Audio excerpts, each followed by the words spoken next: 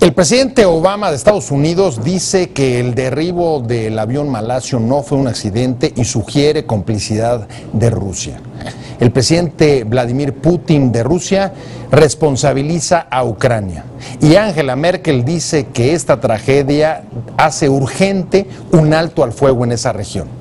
¿Qué impacto va a tener para la crisis internacional que se vive en esa zona el derribo, esta tragedia del avión malasio? De eso vamos a hablar hoy en Opiniones Encontradas. Soy José Buendía, gracias por estar con nosotros en este programa de debate donde todas las ideas se pueden cuestionar siempre que se debatan. Acompáñenme rápidamente a ver algunos datos y algunos posicionamientos sobre el tema y regresamos aquí a este foro, a nuestro debate con dos especialistas del tema.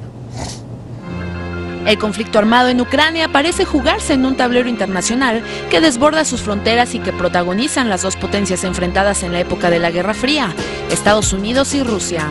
Estados Unidos afirmó hoy que el Boeing de Malaysian Airlines con 298 personas a bordo fue derribado por un misil desde una zona controlada por los separatistas ucranianos prorrusos, con lo que se adelantó a desechar que se hubiese tratado de un accidente. Ucrania vive desde hace meses una guerra civil entre grupos que pretenden la independencia y su anexión a Rusia, como sucedió con Crimea apoyada por el gobierno del presidente ruso Vladimir Putin. Desde entonces, la violencia no ha cesado y las partes en conflicto, incluidas las dos potencias, no han logrado ni un acuerdo para detener la violencia, como tampoco alguna forma de entendimiento internacional que ayudara a contener la guerra. El caso del avión de Malasia, calificado por la Casa Blanca como un acto terrorista, puede ser revulsivo del conflicto para aumentar la presión internacional a favor de la paz o supondrá una nueva escalada del conflicto. ¿Qué se puede esperar de lo que venga? 1. El presidente de Estados Unidos, Barack Obama, asegura que sabemos que esto no ha sido un accidente. No habría sido posible sin el apoyo ruso. Evidence indicates that the plane was shot down by a surface-to-air missile that was launched from an area that is controlled by Russian-backed separatists inside of Ukraine. En las últimas semanas, separatistas apoyados por Rusia han derribado un avión de transporte y helicópteros ucranianos y también se atribuyeron al derribo de un avión de combate, recordó el presidente estadounidense en una rueda de prensa en la Casa Blanca, agregó Obama. 2. El presidente de Rusia, Vladimir Putin, aseguró hoy que la responsabilidad del derribo del avión en el este ucraniano es responsabilidad de Ucrania. Sin lugar a dudas, el estado en cuyo territorio ocurrió esto es responsable de esta terrible tragedia. 3. Angela Merkel, mandataria alemana, dijo que es particularmente urgente un alto al fuego en el este de Ucrania. Por eso hizo un llamamiento a Rusia y al presidente ruso para que contribuya a buscar una solución política al conflicto. 4. Anton Garashenko, consejero del ministro del Interior de Ucrania, precisó en Kiev que el avión fue derribado por insurgentes mediante un sistema antimisiles. 5. Alexander Borodai, el ciudadano ruso que dirige el gobierno de la RPD, dijo que sus lanzamisiles portátiles podían alcanzar como máximo entre 3.000 y 4.000 metros y acusó a las fuerzas aéreas de Ucrania del suceso que calificó como una provocación intencionada.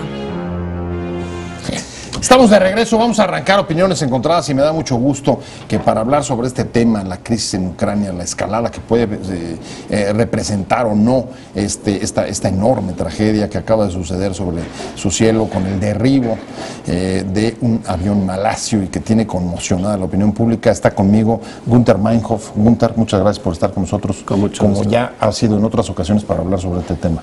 Con mucho gusto. Günther es profesor y es además, él tiene la cátedra Humboldt en el Colegio de México. Muchas gracias otra vez. Y está conmigo Pepe Carreño. Pepe Carreño, director de Global de Excelsior. Y como siempre, un placer. Pepe, un placer. Bueno, pues arranquemos, si les parece, directamente sobre el tema. Y ¿qué impacto, para tratar de comenzar a dimensionar lo que sucedió con la tragedia del avión malasio, Günther, ¿qué impacto crees que pueda tener uno en la crisis, en el conflicto? Yo casi me atrevería incluso a decir, aunque muchos no lo dicen, en la guerra civil que se está viviendo en Ucrania, a lo mejor eso será motivo de debate, pero también en el conflicto en otro tablero internacional que es la relación entre Rusia las diferencias entre Rusia y Estados Unidos a propósito de la crisis en Ucrania.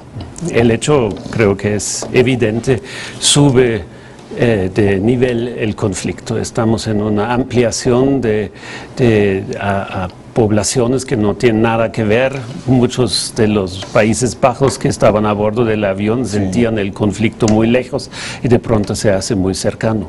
Y creo que por el otro lado queda evidente que los instrumentos que hasta ahorita han empleado los grandes poderes no funcionan, no han dado éxito y siempre de nuevo están entre una situación de tener que llamar de urgencia a una nueva reunión, a un nuevo esquema de acercar posiciones sin que realmente haya una disposición de acercarse, ¿no? Porque lo que vemos ahorita en la distribución de culpabilidades es otra vez el viejo esquema, yo con mi amigo y contra el enemigo, y cada quien saca un nuevo modelo de conspiración para explicar el asunto, pero no hay un interés real de resolver lo que está en el centro del conflicto, que es la situación de Ucrania y su papel en la política regional. Pues pone Gunther 3 tesis sobre la mesa. Una, que desde luego, me imagino que ahí coincidirás, sube el nivel, amplía el nivel del conflicto. Otra es, no se ve, a pesar de eso, disposición, y los mecanismos que han utilizado hasta ahora no han funcionado. Bueno, pues, ¿cómo vas con esas 3 tesis? Mira, primero, yo diría que la idea de que la Guerra Fría ha revivido es decir, no es de Gunther, entre paréntesis hay que decirlo, sino que es algo que se está manejando por ahí. Es una barbaridad, no por otra razón, sino porque ya no estamos en un mundo unipolar. Vladimir Putin tenía razón hace unos días cuando hablaba que ya no es un mundo unipolar, pero al mismo tiempo, en ese marco, Putin es, en cierta forma podría decirse, un hombre con una cierta responsabilidad en lo que está ocurriendo en Ucrania. No digo que sea él quien lo haya asusado, quien lo haya provocado, pero ciertamente políticamente ha tratado de aprovecharlo. Ajá. Está en la zona geopolítica de Rusia. No solo la influencia, es una zona muy cercana a Rusia, no es de ahora, es de hace siglos, una zona de interés muy cercano. Y nada más para hablar, aquí coincido con Gunther, hablar de la ampliación del conflicto, nada más habría que pensar en esto. La imagen de Putin, vamos a decir, responsable de, si lo fuera, de una barbaridad como esta, directa o indirectamente, y posando con Dilma Rousseff, el daño que eso le haría a Dilma Rousseff en Brasil, ¿no? Es decir, eso simplemente en lo anecdótico. En lo real, diría yo que si hubieran sido los prorrusos, pierden literalmente, los separatistas perderían totalmente toda autoridad moral, por lo menos frente al resto del mundo. Y si fuera así el gobierno ucranio o alguien ucraniano, tendría también un efecto considerablemente negativo para su causa, aunque al final, también como dice Gunther en este caso, no resultara en nada más, ¿no? Porque finalmente lo que habla son las armas y las botas sobre el terreno. Acabas de decir tú, y me llamó la atención, estamos todavía en este juego de repartir responsabilidades, porque en efecto el presidente Obama sugiere que están los rusos detrás, por lo menos han sido cómplices. Putin dice que son los ucranianos, y Angela Merkel sale y dice, señores, esto está claro que necesitamos un alto al fuego. Pero analizando, digamos, la conducta de los actores, Gunther, a ver, empecemos con Obama. Obama, con sus declaraciones, su presión hacia la Unión Soviética, ¿estaría abonando en una salida, en la búsqueda, o sería una expresión más de la indisposición que tú estás percibiendo? Y si no, ¿a qué juega? El punto clave es, perciben los actores este suceso como un punto de inversión, de tener que revisar sus posiciones. Y hasta ahorita no tengo la sensación que eso fuera el caso, aunque Putin dice que ahorita hay que hacer un cese de fuego, pero eso ya lo hemos visto muchas veces. El punto clave es qué instrumentos todavía tienen a disposición. ¿Cuáles? ¿Cuáles? ¿No? Es decir, y ahí no les queda mucho, ¿no? Es decir, están ampliando el conflicto, no solamente regionalmente, por ejemplo, ahorita la pelea por que Georgia, que Estados Unidos quiere garantizar que Georgia no caiga en manos de los rusos, etcétera, ¿no? Entonces, no hay un cambio de estrategia en este punto, tampoco en tratar de darle un claro mensaje a Putin que ya no juega a nivel de Estados Unidos.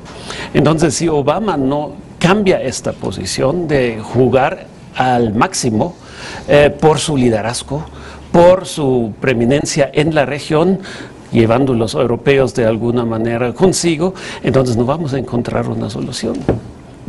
No hay instancia que los pueda obligar a cambiar del juego que hasta ahorita han tenido a otra lógica que viendo el desastre que están produciendo. Y la pregunta es, ¿hay suficiente presión en la sociedad, especialmente en las sociedades democráticas como Estados Unidos, para que pueda de alguna manera ejercer una presión sobre su gobierno, opción que en el caso ruso no tenemos a mano? Claro.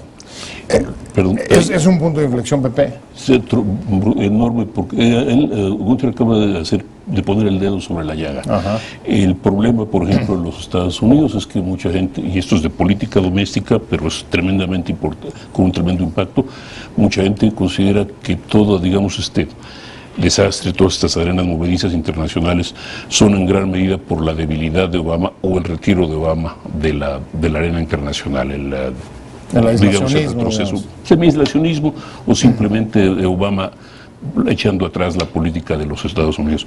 Y lo que está pasando es que ahora mucha gente, especialmente del centro a la derecha de los Estados Unidos, están demandando que Obama actúe más.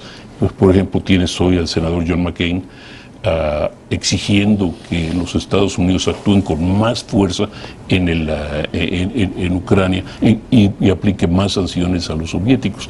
Esto obliga de alguna forma a que Obama salga también a decir necesitamos más sanciones contra los rusos y llamó a los europeos, especialmente a Alemania, también a apretarse, a sumarse. Pero decir, y es la dimensión de política doméstica que tiene esto, es algo que no podemos dejar, porque probablemente Putin está enfrentando, necesita también satisfacer a una presión doméstica importante, ¿no? Que ve a Rusia en necesidad de defenderse frente a los que están carcomiendo sus fronteras. Entonces, Ucrania lo era, ya no lo es, Georgia lo era, ya no lo es, etcétera, etcétera. Ahora, asumir ese liderazgo, como tú decías, meterse a fondo, en el caso de Obama, para buscar una solución al conflicto, pasaría por incrementos de medidas de sanción, condenas. ¿Por dónde crees que iría? ¿Qué significa asumir el liderazgo ahí?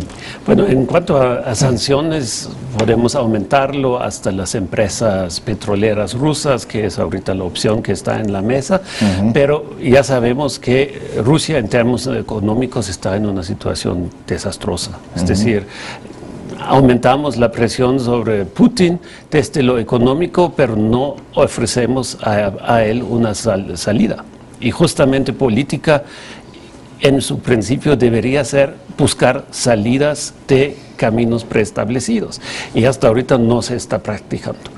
Y Putin, por el otro lado, está cayendo en la trampa de un nacionalismo exacerbado que él mismo ha creado y que no puede, digamos, retroceder en estas posiciones. ¿También de consumo interno? De consumo interno muy fuerte, esa es la base. Él como que es la persona que está quitando toda la herencia nefasta de Gorbachev, que entregó la URSS al Occidente, etc. Y esa es la posición que no puede presentar, entonces siempre trata de dejar la frontera un poco más allá de esto. La solución, ¿dónde puede estar?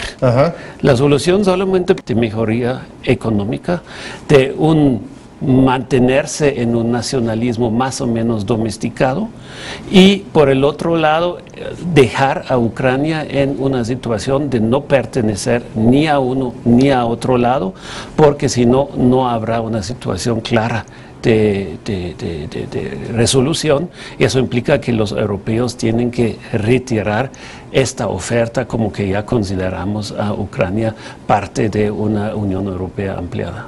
A ver, ¿quién, si ya vimos que ni Estados Unidos ni Rusia ganarían absolutamente nada con esto? Creo que ni siquiera el gobierno ucraniano y creo que ni los separatistas. ¿Quién gana? ¿Quién se beneficia de una tragedia como el derribo de un avión de pasajeros? Bueno, de una tragedia como el derribo de ese avión de pasajeros, en este momento vamos también a descartar otro grupo que no se beneficia, que se llama Europa. Ahora, el único beneficiario posible, potencial, China. Eso lo comentaba Gunther en algún momento.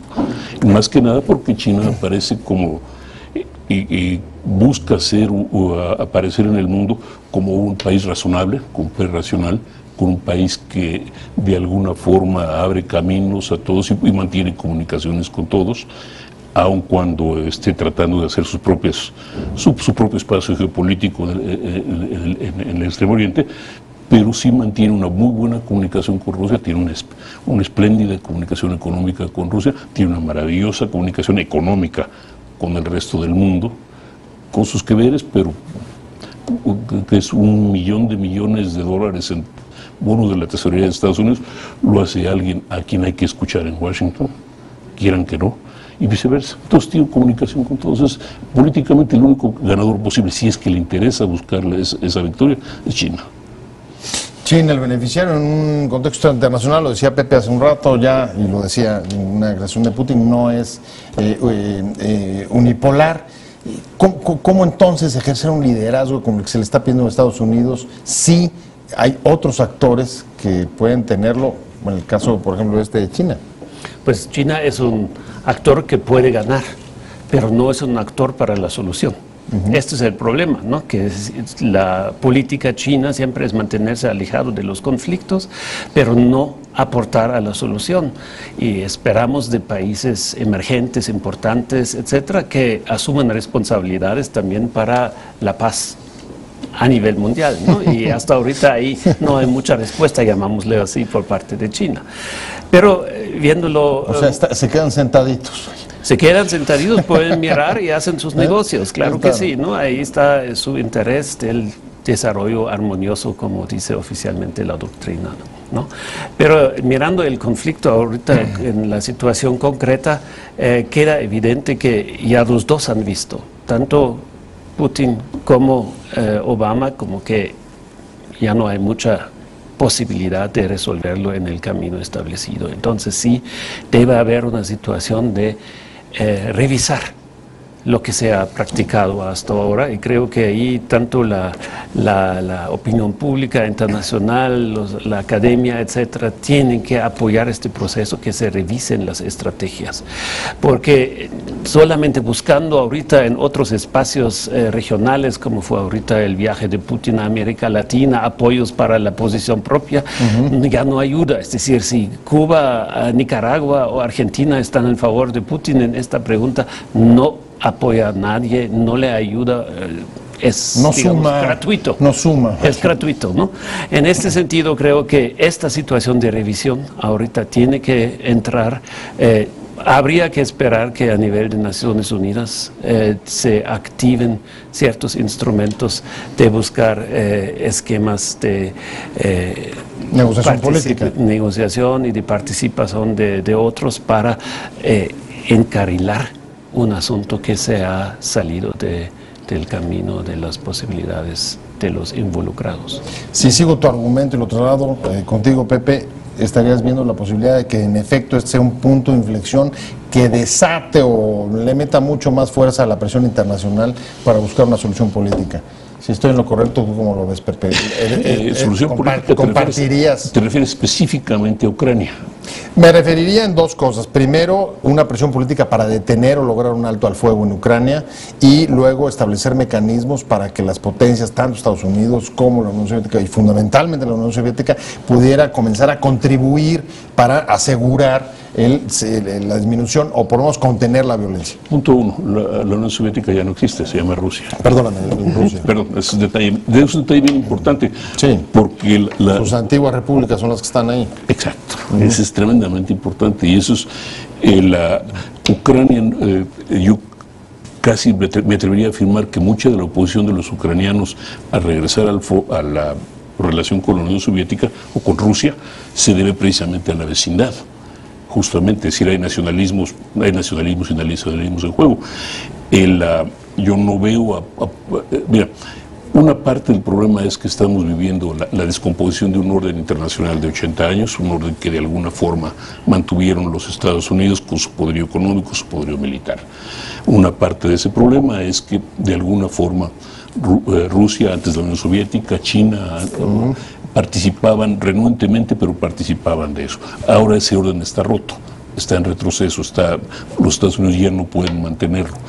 El problema entonces es que si Putin va, en este caso, si el gobierno ruso va a querer jugar eso, y si los jugadores que tiene en el terreno, que no son peones simplemente, tienen también una voluntad propia y una iniciativa propia, van a asumir y van a aceptar el ser utilizados como peones en este caso. No lo sé. Yo no, es decir, el punto puede ser de inflexión, como tú dices, pero no estoy seguro que se pueda solucionar. O sea, tú ves ahí la balanza a la mitad. Por un lado, sí puede ser mayor presión internacional, pero puede desatar mayor, digamos, las posiciones tradicionales de... Mira, la única forma es que la parte internacional le retire los fondos a unos y a otros, corte sus fuentes de suministro, y dudo que unos y otros vayan a quedarse sin ese tipo de suministros. Tú más bien estarías por el otro lado, ¿no? Yo creo que lo que vemos con este hecho es que han fracasado las estrategias de los grandes poderes. ¿Y quiénes realmente son los que están sufriendo de la crisis? Son los vecinos. Entonces hay que regionalizar el conflicto, involucrar a Polonia, involucrar a los países por donde está el tránsito de los tubos de gas, etcétera, ¿no? Entonces, para la solución del caso ucraniano, regionalizar, involucrar el vecindario y para dejar afuera todas las jugadas de las grandes potencias. Tienes el problema que Rusia siempre va a estar en los dos niveles, pero hemos visto que Estados Unidos realmente no es un factor que en este momento aporte soluciones, sino más bien juega a otro criterio y deja fuera a los que realmente están en la región y están interesados a resolver el asunto. ¿Ves posibilidades de tratar de concentrar el asunto más en términos regionales? Porque dicho sea de paso, son voces que hasta ahora no se han escuchado en el conflicto, están prácticamente ausentes, ¿no? Yo francamente tengo mis dudas, me gustaría verlo, pero tengo dudas en términos de... porque tanto los gobiernos de la región, si no están tan polarizados como lo que ocurre con Ucrania, si tienen sus propias preocupaciones geopolíticas en que fijarse. Veo una posibilidad muy grave de que este tipo de situación de regionalismos lleve a otros actores menos civilizados al tema y menos institucionales, los lleve al conflicto. No sé, la verdad, quisiera equivocarme con toda franqueza, pero yo creo que existe la posibilidad de que haya más elementos en esa olla sin que se llegue a solución. Me estoy yendo, pero desde luego el mensaje que en cualquier caso los radicalismos están enviando desde esa crisis es terrible, digo, para la aviación internacional, para los intereses de países que ni siquiera están en el conflicto. Sí, ese es un drama que ahorita estos pasajeros de este avión tuvieron que sufrir, y creo que ahí debe de haber ese punto de inflexión, decir, si se va de las manos el conflicto de esta manera, si estamos en una situación que fuerzas radicales tengan armamentos técnicos de derribar aviones sin controlar realmente el proceso, entonces tiene que intervenir la comunidad internacional con más fuerza para evitar que estas fuerzas definen cómo el conflicto pueda manejarse. Sí, porque uno no deja de pensar de eso. Hoy es Ucrania, pero mañana es Gaza, mañana es Cisjordania, mañana el pepinazo, el misil puede venir de algún país africano. En fin, se nos agotó el tiempo, muy rica discusión. Muchas gracias, Gunther, como siempre, por haber aceptado y por haber estado con nosotros. Con mucho gusto. Y Pepe Carreño, como siempre, un placer, un honor tenerte aquí. Es un gusto. Pero sobre todo, gracias a usted por haber estado con nosotros en Opiniones Encontradas. Nos vemos, nos escuchamos próximo lunes, 7:30, aquí desde la esquina de la información. Y recuerde que solamente contrastando puntos de vista es que se forma la opinión pública. Nos vemos hasta el lunes. Páselo bien y hasta luego. Te invitamos a seguir cuestionando la información con los siguientes videos.